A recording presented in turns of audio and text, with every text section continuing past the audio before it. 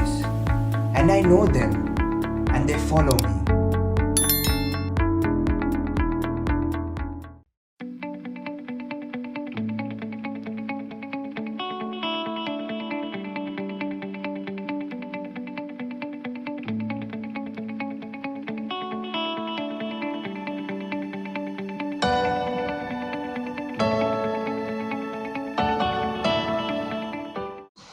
My dear brothers and sisters in Christ, I welcome you all to today's reflection, where we will be dwelling on the Gospel reading of the day taken from Matthew chapter 12, verses 1 to 8.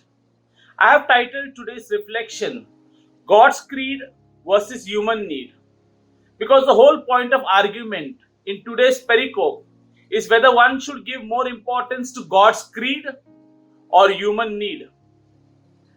In today's gospel passage, we hear of Jesus and his disciples passing through a grain field on the Sabbath, which in all probability must have been a cornfield. The disciples of Jesus were very hungry and so started plucking the ears of corn and eating it. Now, to understand this passage better, we need to look at it through a Jewish lens, that is, from the point of view of a first century Jew. God instituted the Sabbath at the beginning of creation and also commanded that the Jewish people should refrain as much as possible from doing work on the Sabbath day in order to spend more time with God. But sadly, over the years, this divine precept, that is the third commandment, was made so complicated and so detailed by the scribes and Pharisees that by the time of Jesus, there was a list of 39 types of work that were forbidden for Jews on the Sabbath, which included even spitting on the ground for fear that it might fertilize the soil. Now that may sound really absurd, but sometimes we too make rules which are equally or more ridiculous, don't we? The Sabbath day, which was a festive day of joy and refreshment, had now become a day of torment for the ordinary Jew, precisely because of this long list of prohibitions. Now, there is no suggestion that the disciples were stealing. One of the Mosaic laws cited in Deuteronomy chapter 23, verse 25, clearly stated that the hungry traveler or passerby was entitled to do just what the disciples of Jesus did, so long as he used only his hands to pluck the ears of corn and did not use a sickle. In the eyes of the scribes and Pharisees, the fault of the disciples was not that they had plucked and eaten the grains of corn, but that they had done so on the Sabbath day.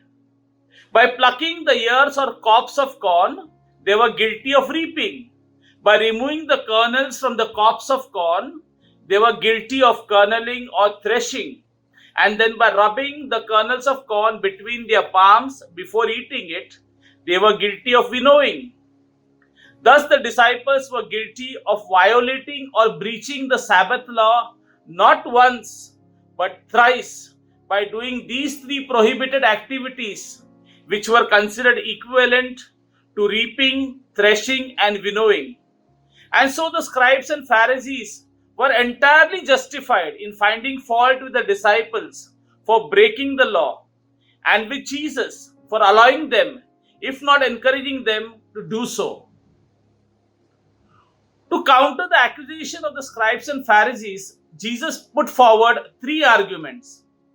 Firstly, he quoted the incident mentioned in the first book of Samuel, chapter 21, verses 1 to 6, when David and his young men, who were hungry, famished, and hunted by King Saul, approached the house of the priest Ahimelech for food.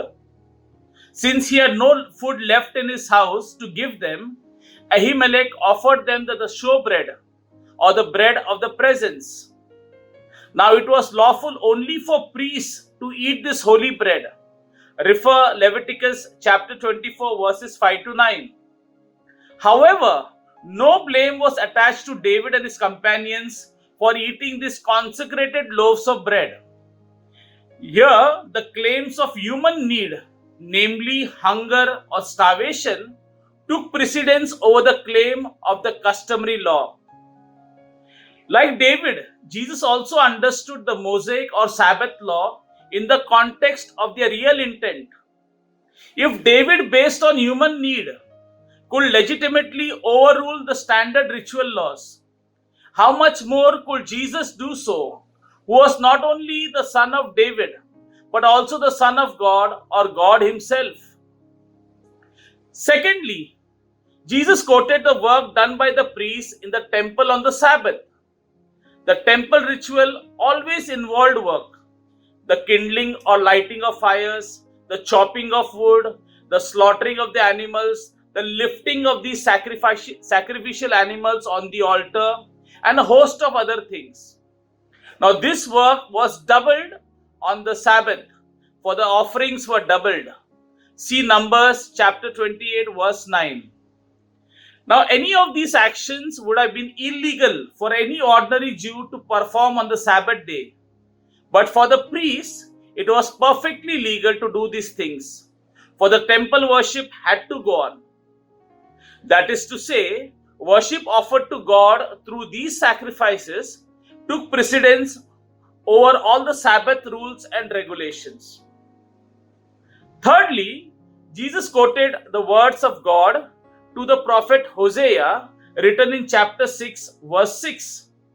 I desire mercy and not sacrifice. What God desires far more than ritual or sacrifice or worship is mercy and compassion. Now, what can we learn from the gospel reading of today? Though the disciples of Jesus were hungry, they kept on following Jesus to listen to His word. They could have jolly well gone back to their homes and satisfied their physical hunger, but they were more concerned about their spiritual hunger, which only Jesus could satisfy.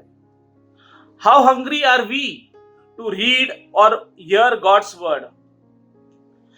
The Pharisees were great proponents of the law and obeyed the law to the letter T. But they were full of hatred for Jesus and were always waiting to catch Him on the wrong foot, though He always went about doing good. Their actions were right in God's sight, but their intentions were bad. Are we like the scribes and Pharisees, waiting to criticize or find faults with the people whom we dislike or who dislike us? Do we only see the bad in them, or do we make sincere efforts to see and appreciate the good in them? Through this incident, Jesus teaches us that ultimately human need is much more important than the need for worship, ritual, and sacrifice. Rather than blindly obeying the letter of the law, it is essential to understand the spirit of the law. To stress this point further, Jesus tells us in the Gospel of Mark, chapter 2, verse 27, the Sabbath was made for man and not man for the Sabbath. Christian service, my dear brothers and sisters, is not the service of any liturgy or ritual. It is a service of human need. Do we uphold human need over God's creed like Jesus, David, and the priest Ahimelech did? Or are we like the priest and the Levite in the parable of the Good Samaritan, who on their way back from Jerusalem after worship refused to help their wounded fellow Jew for fear that they might defile themselves and break God's law? In our offices or workplaces, do we give more importance to rules and regulations, or our subordinates, that is, the employees who work for us? Do we formulate laws in our workplaces to make life comfortable or miserable for our employees? Finally, Jesus did not violate the Mosaic law, but rather the man-made traditions made by the scribes and the Pharisees. Let us also be merciful like Jesus, for nowhere do we imitate God more than in showing mercy. And it's only when we show mercy that mercy will be shown to us.